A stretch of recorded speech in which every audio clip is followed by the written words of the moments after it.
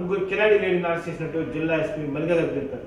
స్థానిక జిల్లా ఎస్పీ కార్యాలయంలో ఏర్పాటు చేసిన మీడియా సమావేశంలో పాల్గొని మాట్లాడారు. ఈ సందర్భంగా జిల్లా ఎస్పీ మాట్లాడుతూ మేకప్ అంటూ వచ్చి ఇంట్లో ఒకటే ఉండడాన్ని గమనించిన ముగ్గురు కిలాడి లేడీలు ఆమె మీద స్ప్రే చల్లి ఉన్న 11 లక్షల విలువ స్వాధీనం చేసినట్టు తెలిపారు.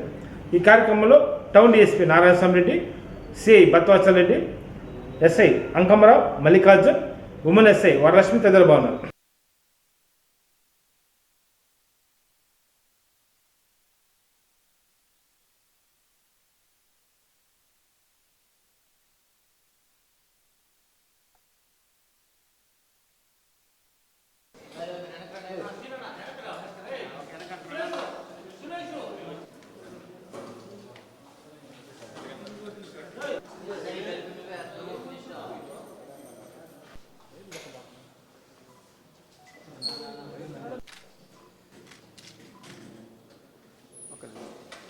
అందరికీ నమస్కారం అండి.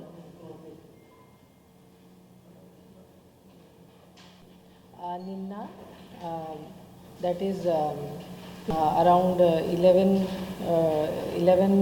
AM పోలీస్ దగ్గర ఒక కంప్లైంట్ వచ్చింది. ఒక ఇన్సిడెంట్ జరిగింది మన ఒంగోలు టౌన్లో పెర్నమిట్టలో, వేర్ ఒక లేడీ షేక్ రజియా ఆమె ఒక ఇంట్లోనే ఒక బ్యూటీ పార్లర్ నడిపిస్తుంది.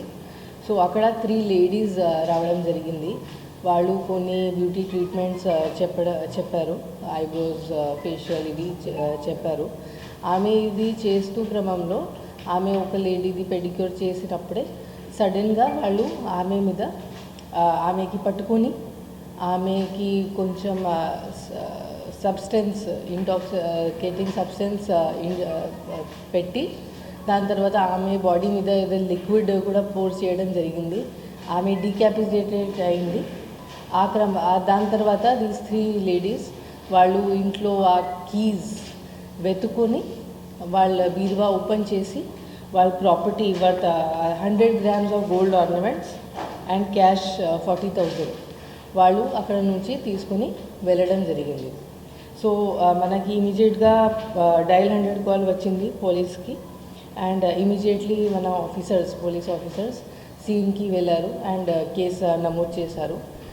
ఇమీడియట్లీ ఇన్వెస్టిగేషన్ కూడా చేయడం జరిగింది. అక్కడ ఉన్న కెమెరాలు ఉండొచ్చు, విట్నెసెస్ ఎగ్జామినేషన్ ప్లస్ మొత్తం టౌన్లో కూడా చెకింగ్ స్టార్ట్ చేయడం జరిగింది. దెన్ ఈ ఇన్వెస్టిగేషన్ క్రమంలో భాగంగా మనం విదిన్ 24 hours మనం ఐడెంటిఫై చేశాము హూ ఆర్ దీస్ లేడీస్. వాళ్ళ ఐడెంటిటీ మాకు తెలిసింది. దాని తర్వాత వాళ్ళకి అరెస్ట్ కూడా చేయడం జరిగింది అండ్ మొత్తం ఇంటాక్ట్ ప్రాపర్టీ రికవర్ కూడా చేయడం జరిగింది. ఈ కేసులో అక్యూజ్డ్ ఉన్నారు. ఫస్ట్ ఆల్ విమెన్ అక్యూజ్డ్ ఉన్నారు. సీన్లో వచ్చిన 3 లేడీస్ ముందురు Lakshmi Navata alias Navya, resident of MM Road Ongole.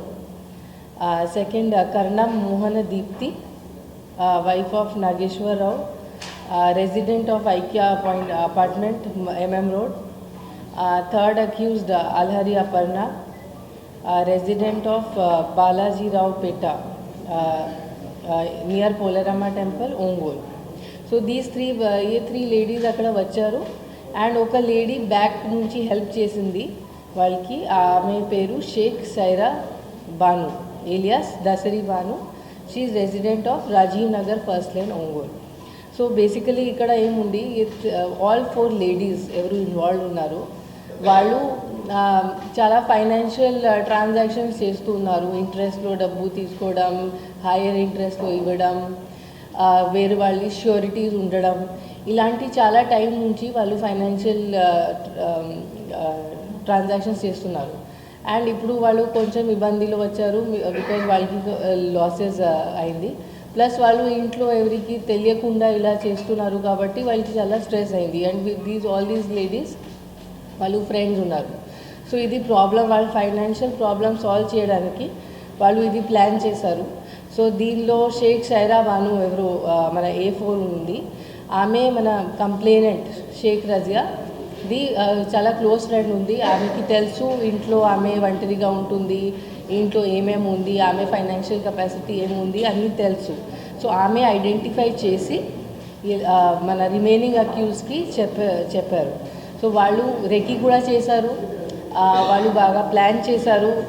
వాళ్ళు దీనికోసం ఒక పెప్పర్ స్ప్రేలో కొంచెం సెడేటివ్స్, మన స్లీపింగ్ కోసం ఏం వాడతాము మనం, ఆ సెడేటివ్స్ కలిపి ఒక ప్రిపరేషన్ చేశారు.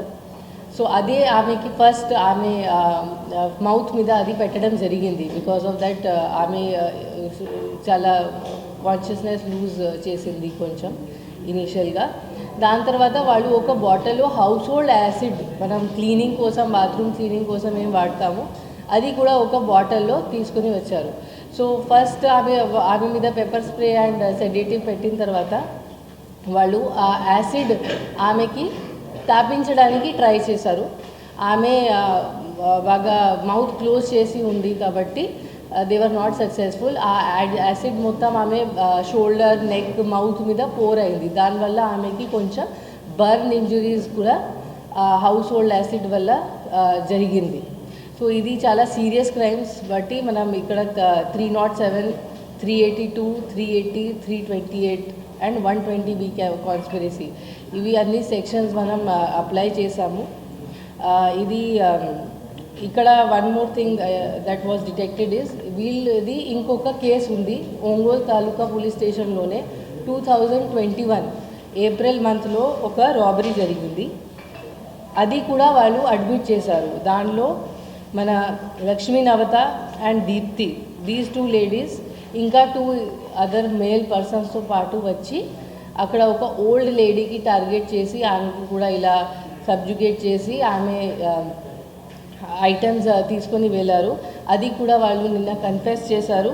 అండ్ దానిలో కూడా 96 grams ఇంటాక్ట్ ప్రాపర్టీ రికవర్ కూడా చేయడం జరిగింది. సో మొత్తం మన రికవరీ బోత్ కేసెస్ కలిపి 196 grams gold and 40,000 cash, total worth 11 lakh property నిన్న రికవర్ చేయడం జరిగింది. We have doubt that maybe ఇంకా కేసెస్లో కూడా వాళ్ళు ఇన్వాల్వ్ అయి ఉండొచ్చు. సో వాళ్ళు అది కూడా వెరిఫై చేయడం జరుగుతుంది. వాళ్ళు డీటెయిల్డ్ ఇంటరోగేషన్ ఫర్దర్ కూడా చేయడం జరుగుతుంది. So that we will be able to detect any other cases which might be there. So ఇది I really appreciate the work done by మన DSP Ongole, CI taluka and the staff of Ongole taluka police station. Within short time incident జరిగింది, just 24 hours అయినాయి ఇప్పుడు వరకు. Within that మనం మొత్తం identify చేసి arrest చేసి మొత్తం ప్రాపర్టీ కూడా రికవర్ చేసి ప్రెస్ మీట్ కూడా విదిన్ 24 hours ఈరోజు పెట్టడం జరిగింది. ఇది చాలా గుడ్ వర్క్. వీళ్ళది మనం షీట్స్ కూడా, హిస్టరీ షీట్స్ కూడా ఓపెన్ చేస్తాము, as they are involved in 2 grave crimes, all these people. And వాళ్ళు ఇంకా అసోసియేట్స్ ఎవరు ఉన్నారు మొత్తం అది కూడా మనం డీటెయిల్గా ఇన్వెస్టిగేట్ చేస్తాము. అండ్ ఇది కూడా మనం కేసు ప్రయారిటీ ట్రయల్ను పెట్టి ఇది కూడా మనం ప్రయత్నిస్తాము కి ఇక్కడ కూడా త్వరగా శిక్ష పడాలి, అది చూస్తాము.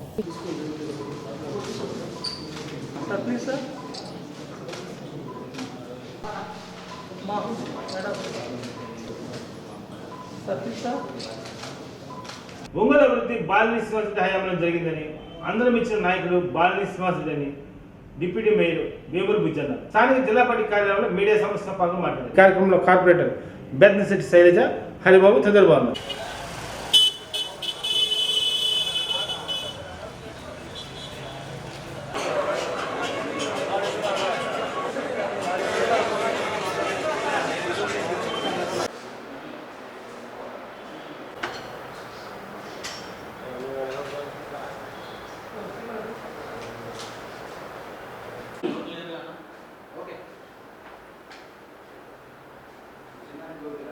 అభిమాన నాయకుడు బాలినేని శ్రీనివాసరెడ్డి గారు అందరికీ సుపరిచితుడే.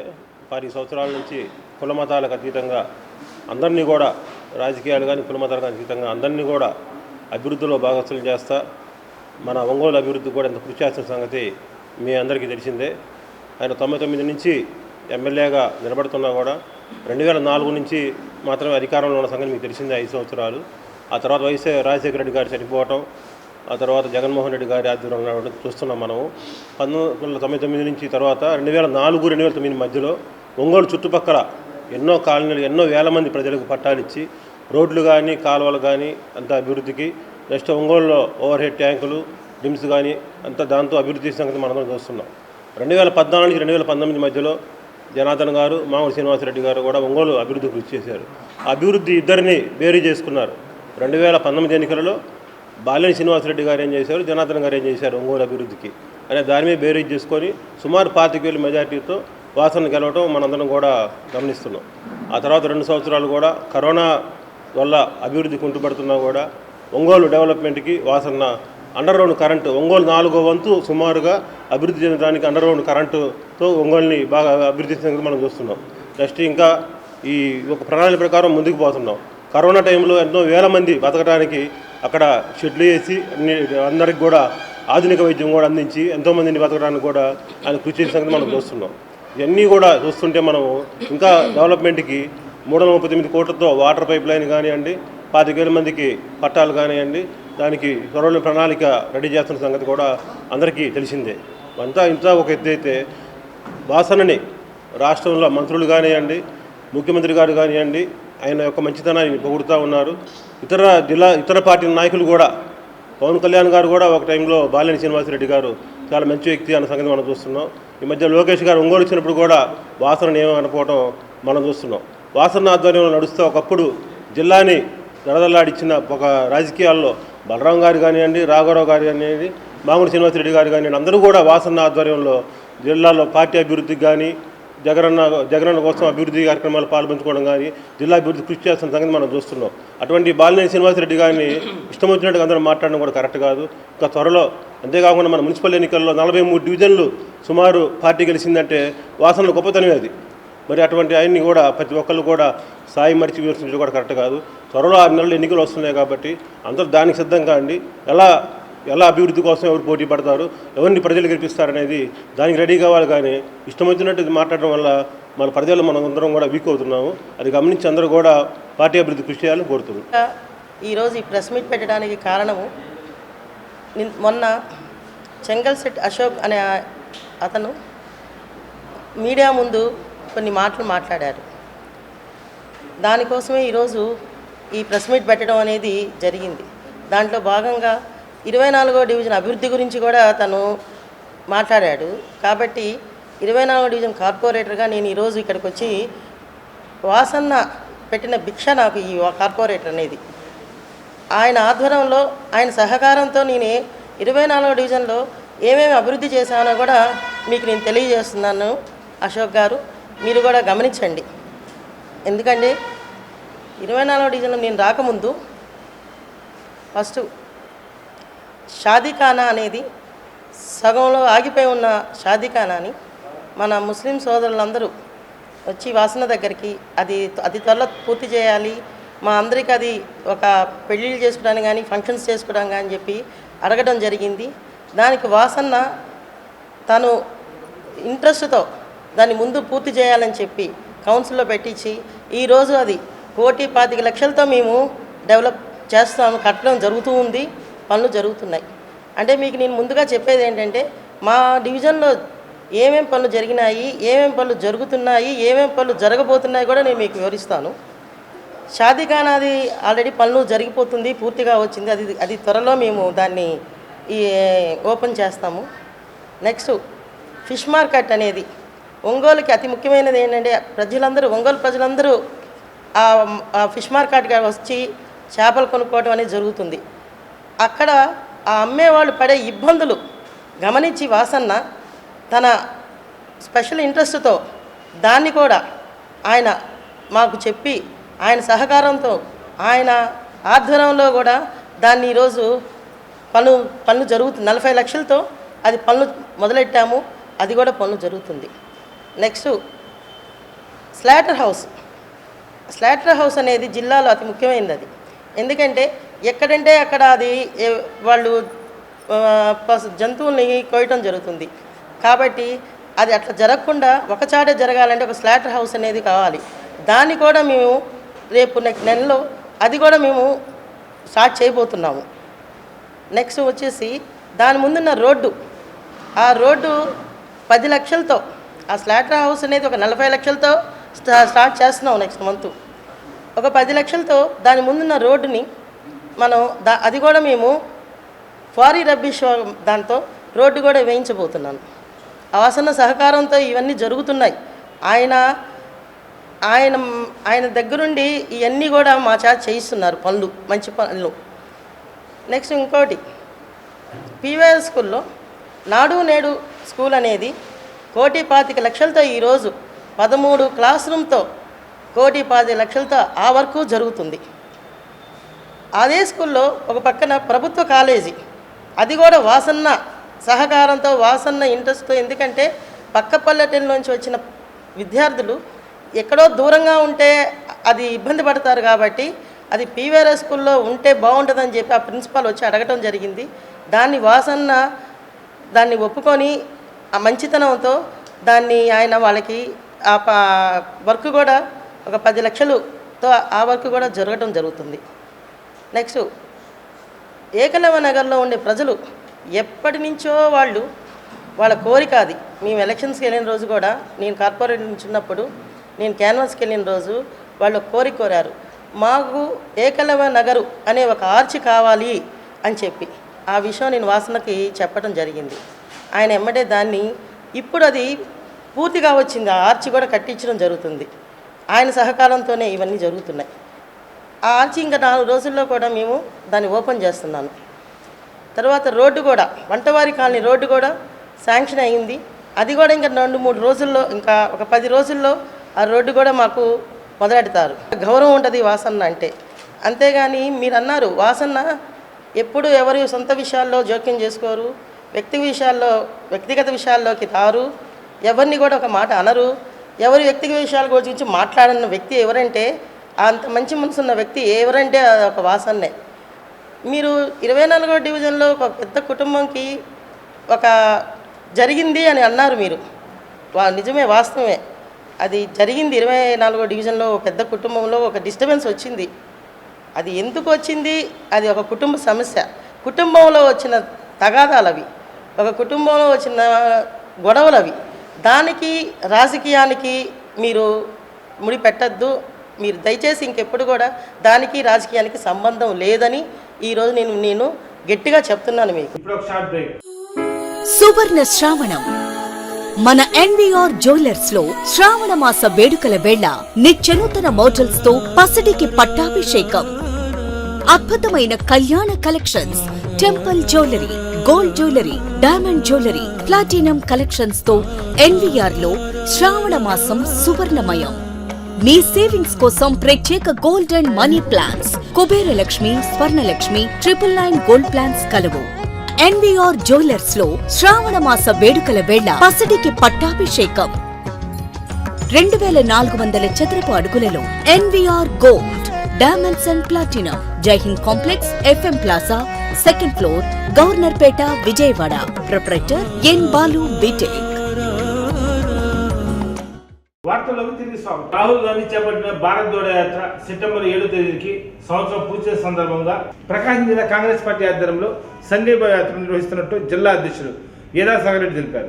జిల్లా పార్టీ కార్యాలయంలో మీడియా సమావేశంలో పాల్గొన్నారు. ఈ కార్యక్రమంలో ఎస్సీసీఎల్ రాష్ట్ర కో చైర్మన్ ఉద్దండి మల్లికార్జున్, మన్నం ప్రసన్నరాజు, ఉంగరాల శ్రీను తదితరులు పాల్గొన్నారు.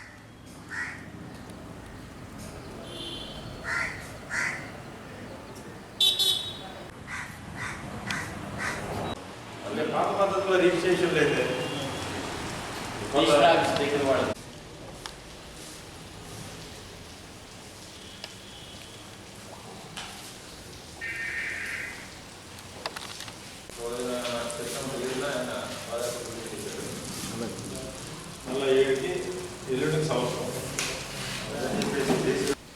ఈరోజు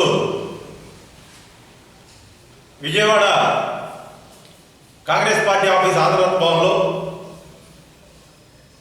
పిసిసి అధ్యక్షులు గిడుగు రుద్రరాజు గారి ఆధ్వర్యంలో ఎగ్జిక్యూటివ్ కమిటీని ఏర్పాటు చేయడం జరిగింది సమావేశాన్ని. మరి ఈ సమావేశంలో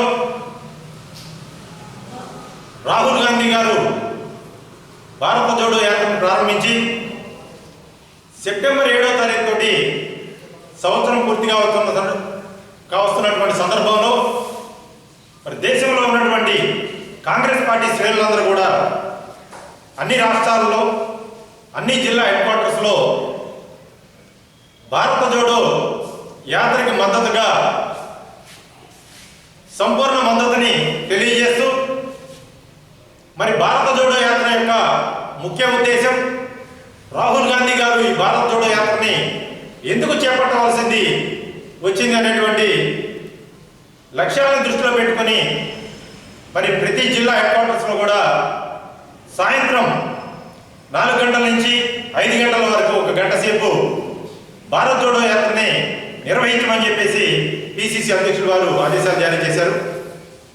మరి ఈ కార్యక్రమానికి ప్రకాశం జిల్లాలో ఉన్నటువంటి అన్ని నియోజకవర్గాల సమన్వయకర్తలు, మండల పార్టీ అధ్యక్షులు, మరి గ్రామస్థాయి నాయకులు, కార్యకర్తలు, మరి రాష్ట్ర స్థాయి నాయకులందరూ కూడా ఈ కార్యక్రమంలో పాల్గొని మరి పార్టీ అనుబంధ సంఘాల ఎన్ఎస్యూ కానీ, యూత్ కాంగ్రెస్, మహిళా కాంగ్రెస్, ఐఎన్టీయూసీ, సేవాదల్, మరి ఎస్సీసీఎల్, బీసీసీఎల్ అన్ని డిపార్ట్మెంట్కి సంబంధించినటువంటి నాయకులందరూ కూడా ఈ కార్యక్రమంలో పాల్గొని దిగ్విజయం చేయవలసిందిగా ప్రకాశం జిల్లా కాంగ్రెస్ కమిటీ నుంచి విజ్ఞప్తి చేస్తాం.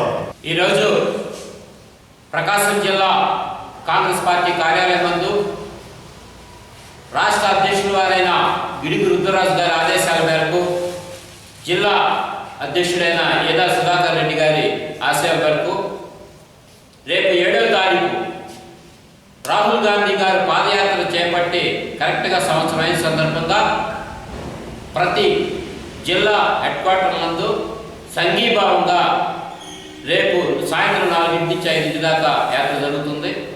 గత 3 రోజుల నుంచి అధ్యక్షుల వారు ఒంగోలు పార్లమెంటరీ నియోజకవర్గ పరిధిలో ఉన్న 7 నియోజకవర్గాల సమన్వయ కమిటీలు వేయటం, ఆయా మండలాలకి బాధ్యతలు అప్పజెప్పటం, పార్టీని బలోపేతం చేసే దిశగా ఈ 3 రోజుల నుంచి నిర్విరామంగా అధ్యక్షుల వారు తిరగటం జరిగింది. వాళ్ళందరికీ కూడా పిలుపునిచ్చేది ఒకటే, రేపు 7వ తారీఖు సాయంత్రం 4 మన రాహుల్ గాంధీ గారి పాదయాత్రకి మద్దతుగా ఎందుకు చేపట్టాడు, దానివల్ల వచ్చిన పరిణామాలు ఏంది, దానివల్ల ఫలితాలు ఏంది, వీటన్నిటిని జనాలకు టీడీపీ అధినేత చంద్రబాబు నాయుడు అవినీతి బయటపెట్టి జైలుకి పంపుతామని ఎమ్మెల్సీ పోతుల శ్రీనిత అన్నారు.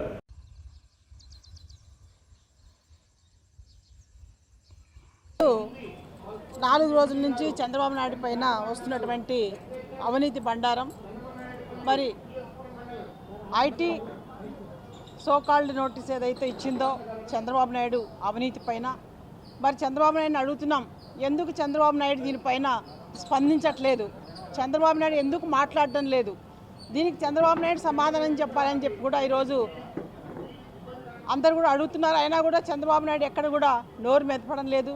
ఆయన కొడుకు లోకేష్ కూడా మాట్లాడడం లేదు.